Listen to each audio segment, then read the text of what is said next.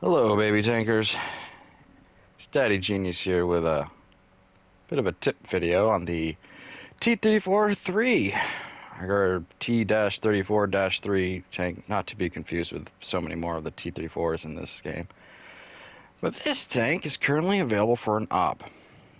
And if you can achieve 225 points, if I remember correctly, you will get yourself a Tier 8 Chinese premium tank. It's a good one, too. And you should like and subscribe for more of these little tip videos. Although if you do want something more in depth, please check out, I'm sure, about 7 other videos from all the big names. Now this tank I discovered, I was like, that sounds familiar. So, and I was like, yeah, I dusted off my World War II tanks, and like, lo and behold, I have it. No, it's not a Leopard. No. Sorry. Start talking tanks, and my cat's like, Leopard? Best tank in game? Yeah, calm down. Now, first things first, this is very familiar to me, as this seems to be, hey, it's a T-54, T-55 clone, which basically is. Which means hull armor will be adequate. That front plate is 100 millimeters, and the side is about 80, which means you can side scrape. Sort of. It's armor that surprises you when you least expect it to work. So you can have some confidence in that. Not much, but something.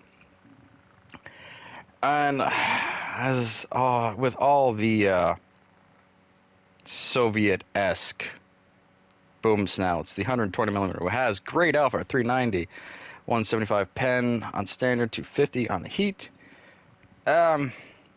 Yeah, that's a bit weak, and definitely puts you on par with a lot of Tier 8 tanks. You are not a... There's nothing god tier about this tank. It works, but it gets that, it may be Chinese, but it definitely has that Russian derp. And that's a problem, because, as you may be noticing here, I don't have a lot of silver, and this was just a few days ago.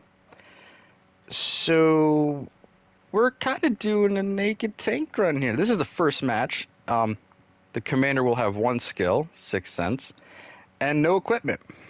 It's a great way to figure out, if you don't know what a tank can do, take it out a couple matches with no equipment and you'll get an idea. Now, the reason I did this because the equipment ain't cheap, man.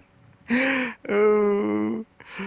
Oh, Daddy bought some tanks, and now he can't afford to equip them. This is after the sale and stuff, so yeah, that's why we're doing a broke tank video. But even with these hindrances,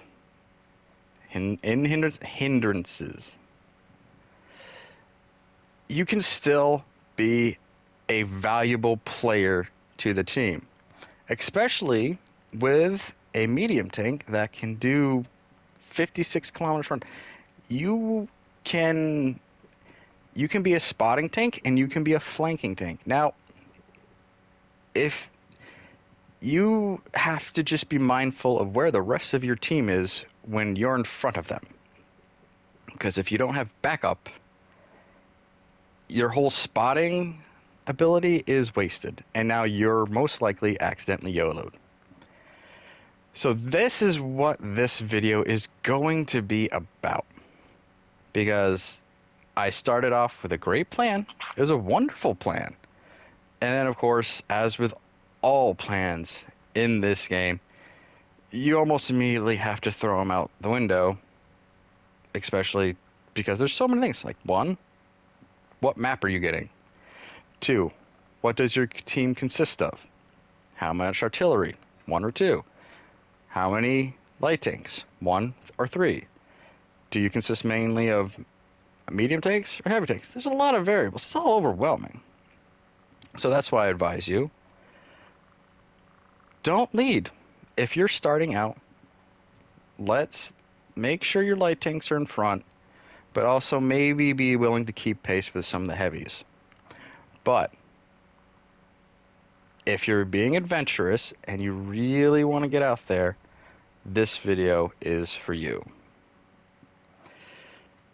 Now because like I figured out, well, I saw a few videos about this, but it's like, all right, T-34 gun, not a T-55A 100 millimeter. No, it's 122 millimeter, which appears on several IS tanks. I have the IS-6, so I'm somewhat familiar with it. The thing is, though, when you have a tank that can do 55 kilometers per hour easily, the bloom and the accuracy of this gun goes high. So when you come to a stop, it takes a long time to aim in, which is that weird aspect of you're more accurate on the move than you are sitting still. It's frustrating, which is why this tank might be more suitable if you're feeling a little more aggressive if you're on the move more.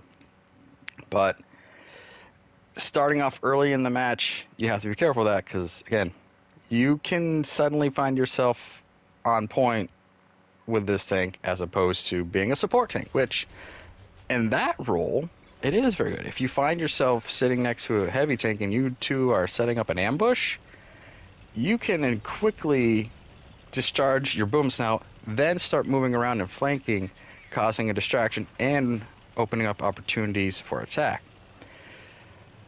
So here we are in Serene Coast. I'm not a big fan of this map. Now, I take this route here going down kind of like the 1-2 line, because Mama G knows that some bad tanks like to come this way. Sometimes heavy, sometimes not. You never know. The downside is, as I said, you never know. For a second there, I thought I had the new Churchill Aviary on my 6. Instead, they fell back, because apparently this light tank took the center and lit up some enemy tanks that made everyone kind of take a line and start shooting. I can't blame him for that, but it's one of those things of like, I suddenly don't feel fully supported. However, here's a tip. Make sure you're 3 blocks away from your nearest ally. That way they have a good chance of being able to have a line of sight on whatever enemy tanks you light up. So remember, 3 blocks. Now here, I also know to be already safe. That's why I took this side. And of course I come across an IS-6 black, which they land the hit and I don't. I should have loaded heat. I sure would have made it there by the time that tank pulled back. But here's the thing.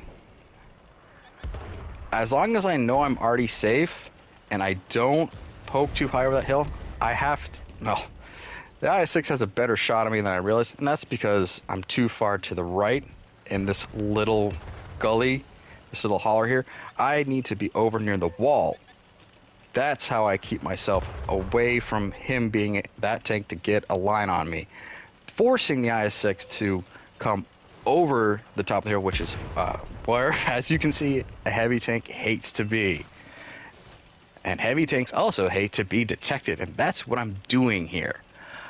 I'm making sure I'm low enough not to get hit, but I'm high enough to detect tanks. As you can see, I'm now the farthest tank on my team, moving up the side here because both teams kind of didn't want to move from spawn, and that, weirdly enough, worked for my advantage. This doesn't happen always, and you make silver if you don't blow up, get your tank sent to the garage, and that's frustrating for some more aggressive players like your Uncle G here. Now, again, I have to be careful of that artillery. If I go too far over, they can land a hit on me, and if I get tracked, that's bad. I have enough hit points to survive 1 hit for most tanks and have a little left over. But I don't have the accuracy per se to achieve that. Like there, that SU-152 got tracked. I was able to land the kill shot somehow, some way. And right now, sadly, 52 damage, but 1,545 assists. It's not bad for a medium, especially with no equipment and a 1-skill commander, if you're lucky to have a commander sometimes.